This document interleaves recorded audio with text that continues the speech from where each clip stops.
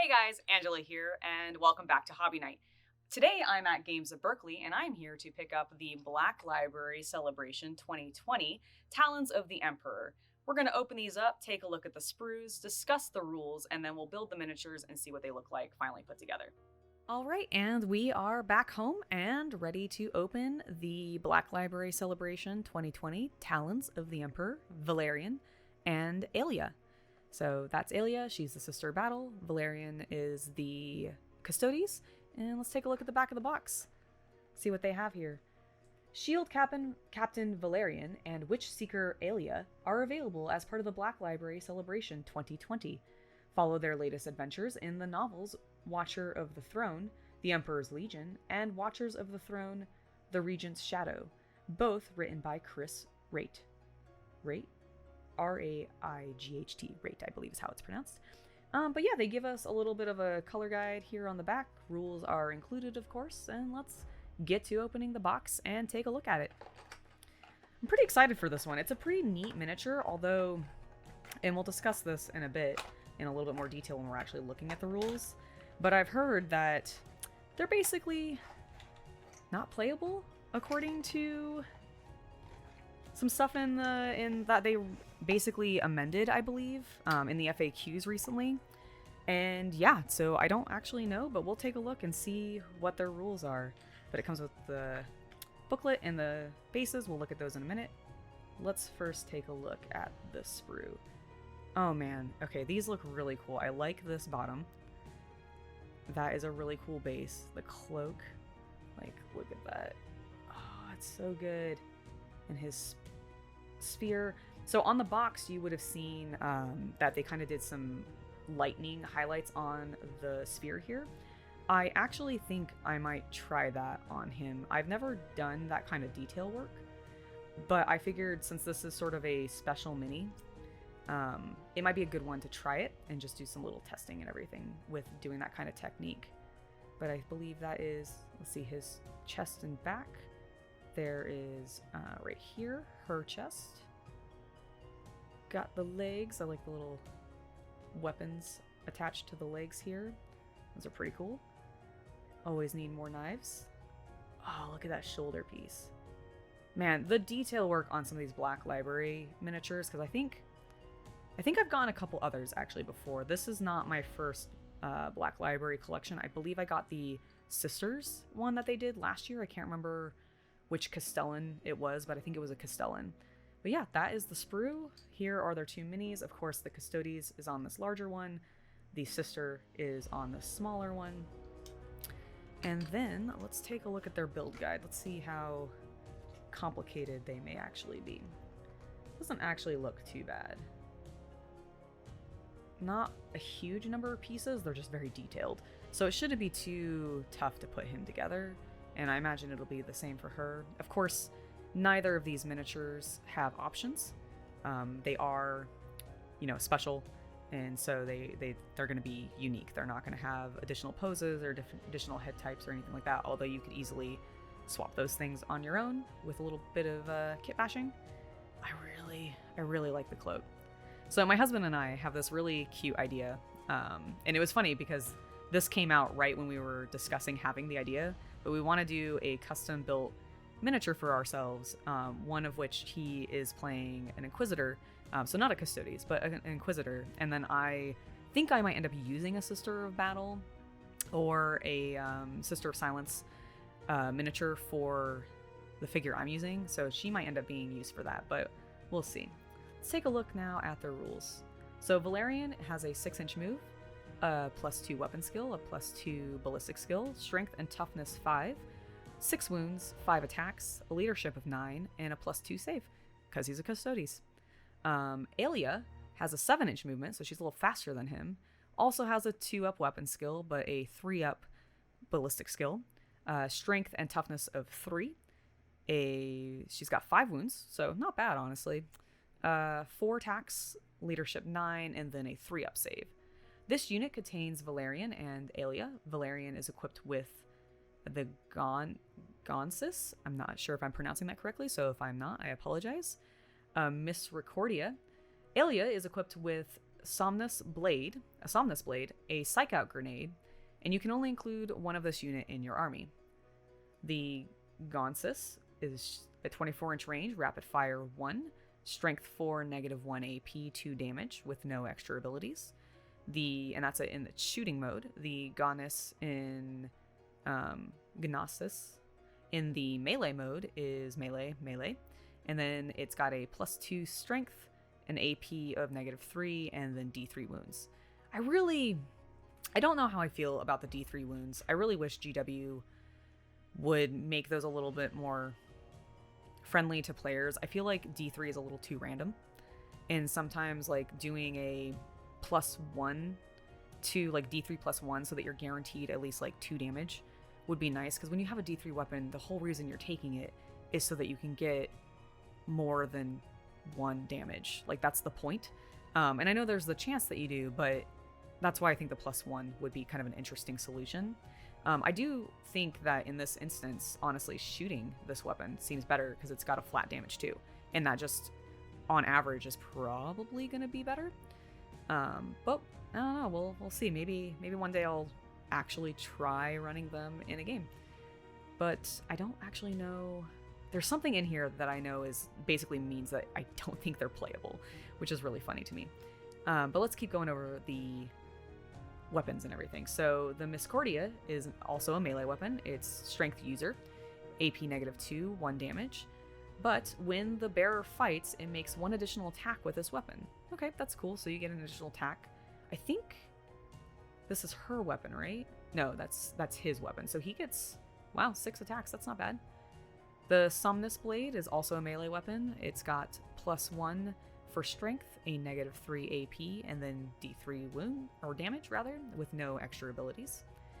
And then we have the Psych Out Grenades, which are a 6-inch range. They're grenade D3. And I see the D3 in this case, I don't mind it there. If with the, rolling how many weapon or how many shots you get or whatever like that is fine. I just feel like in damage, it's a little punishing to have the D3 and not have something else with it. But that's just my opinion.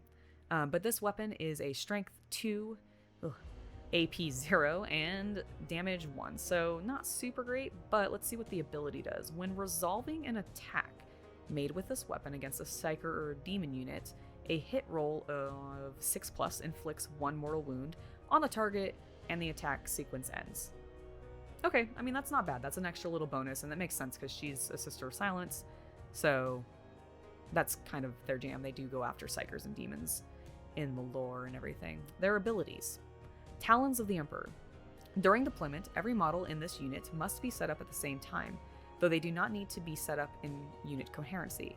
From that point onwards, each model is treated as a separate unit. So they come into the battle together, but then they can function separately. Alright, so Valerian. His special abilities are going to be the Agius of the Emperor. This model has a 5-up invulnerable save. In addition, when this model would lose a wound as a result of a mortal wound in the psychic phase, roll a d6, and on a 6+, that wound is not lost. Cool, so he's got a nice little shrug there. Inspirational Fighter, reroll hit rolls of 1 made for attacks made by this model and friendly Adeptus Custodes unit, whilst this unit is within 6 inches of this model. And then lastly, Golden Laurels.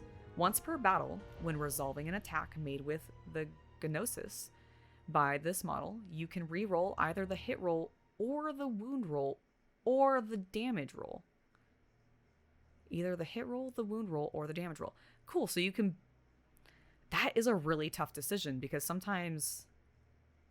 Ooh, I like that rule. That's kind of cool. I wonder if all Custodes have that. I've not looked at them in any detail, really. This is actually the first time, so that's a cool little rule there. And then for Aleya's abilities, she is a Witch Hunter, so when resolving an attack made with a melee weapon by this model against a Psyker unit, you can re-roll the wound roll. And then she also has Psychic Abomination. This model cannot be targeted or affected by psychic powers. In addition, when a psychic or deny the witch test is taken for an enemy model, subtract 1 from the total for each unit from your army with this ability that is within 18 inches of the enemy model, to a maximum of -4. I mean, that can be pretty brutal. I don't really think the Sisters of Silence are super great in competitive play, and I've never seen anyone use any in casual play. I've seen a couple Custodes players casually, but I don't think they run Sisters of Silence with them or anything like that. So I've never actually seen any of these guys in play, but that's pretty powerful if you're going up against like a psychic, army or whatever. So Thousand Suns, she might do really well against. Grey Knights, maybe, although I don't know why they'd be fighting, but it happens. And then, of course, their keywords are going to be Imperium. And then for Valerian specifically, it's Adeptus Custodes, character, infantry, and shield captain, and then his name. And then for Aleya, it's Astartes Telepathica, Sister of Silence, character, infantry, and then her name.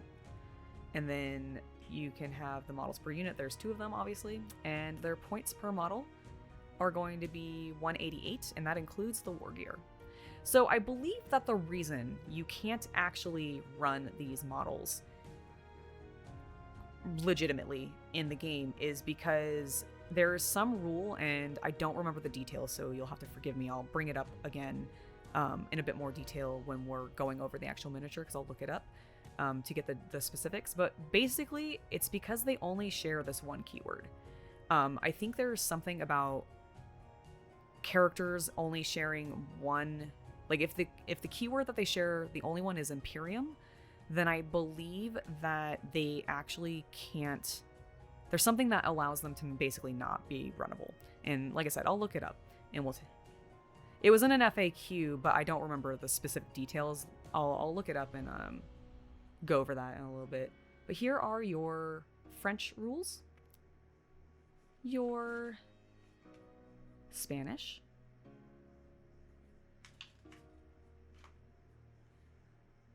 the Deutsch, and last but not least, our Italian. And then on the back, they of course have their color guide. I actually don't prefer Custodes in gold. If I paint this guy, I actually might do him in more of a, or let me rephrase that.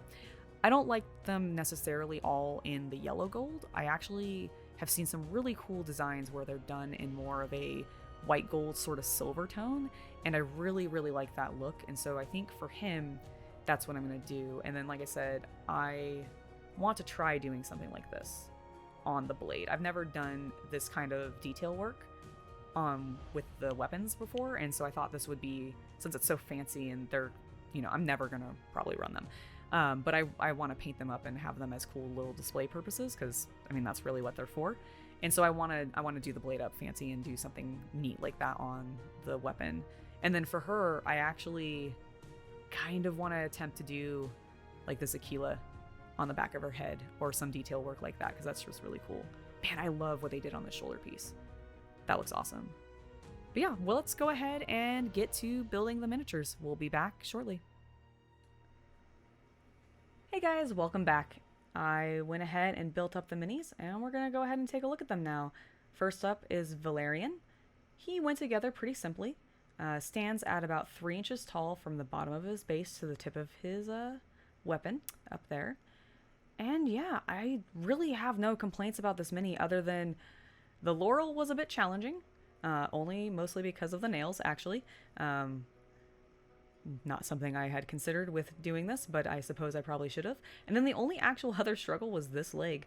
For some reason, when I went to go stick him onto the base portion, because there's a little hole and then there's a little nub on the bottom of his foot that goes into that hole, it didn't want to, and then the bottom portion of his leg just slid from where it was. I guess the glue hadn't dried, which was weird because I gave them a good amount of time to dry. It did not want to function with me. But eventually, we got them all put together, and now I have this really cool, very detailed miniature that is going to be a bit of a challenge for me to paint, honestly. I've never painted something quite this detailed, and it's going to... I'm a little scared, I'll admit, just because I've never done anything this detailed, and it's an intimidating mini in regards to just the stuff and ornamentation that is all over this guy. And even the sister too, she has a bunch as well, but he's definitely more detailed. So it'll be a nice challenge for me to paint this. I hope to do that maybe like later this coming month, in March might be a time when I do it, but we'll see. The other interesting thing, so I did look back up the rule issue that I was talking about when we were doing the unboxing. And from my understanding, basically what it is they only share one keyword, but they have to be deployed together, as we read in the rules. And so because they only share one keyword, you actually can't deploy them together in the same detachment, even when you're running a soup list. Because they only share Imperium, and she would need to either have Custodes or he would need to have the Sister of Silence or some other overlapping keyword for them to actually be, allowed in the same detachment. But as the rules are now, with a recent FAQ, you can't. So we'll see if that gets fixed, and maybe Psychic Awakening or something. It'll be interesting to find out, because I don't think Custodes have gotten any rules updates. So maybe it's coming with that. But let's go ahead and take a look at Aleya. Now she, unlike Valerian, was a bit more of a challenge, despite the fact that most of the sprue was him. She was only like 6-7 pieces or so, and the hands were the biggest challenge with the sword. The arms went on actually incredibly well, but you can see that there's a little bit of shine from the glue. I had to melt her hands together because at first they weren't fully lining up, and then I couldn't get them pressed hard enough to not leave a gap. And so when they were originally, like the first time I tried to put her hands on, it just was not working. There was a really, really big gap between where the fingers that are on the arms and the fingers that are attached to the sword bit were supposed to connect, and it looked terrible. So I used a little bit of the Citadel glue to melt her fingers a little bit together, and I think it turned out okay. We'll see how the detail holds up when I paint her, but at least right now I think it looks alright.